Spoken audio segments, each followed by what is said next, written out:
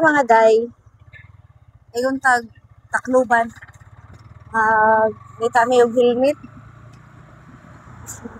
Sa helmet kayo, dakpuron. Siya rin naka-helmet. Wala. Madakpan. Kasunod batas palaod sa gobyerno. So, palit ang helmet. Sige na kong palit ang helmet. Halos na natin.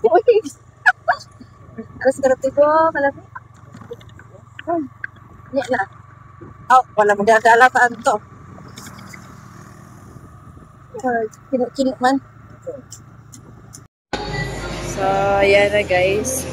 Kapalit na og helmet. Pareha jud og helmet sa danoon.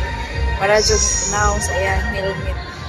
So yun namang higalan no, nakakuha na dyan yung helmet. Palit yung dili din mo sa Robinson Maras-Baras sa Tacloban. So tingnan nyo guys, grabe ang helmet. Pareha pa dyan mignaw sa helmet ni Danoy. So in short turn mo no, mig helmet. So nakaswerte lang ani no, kay pag palit na mo ani nga helmet is sakto jud kay sa kong ulo. So maura pod siya na size nga nabilin. So large. So safe na ta magbiyahe tungod kay naanay anindot nga helmet.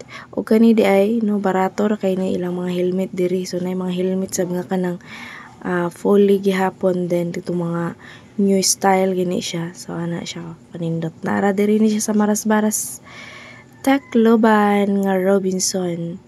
So, yan na guys, gusto mag-og helmet eh. So, dapat jud maka-helmet, magbiyahe og motor, mag-motor-motor para safety ang atong ulo.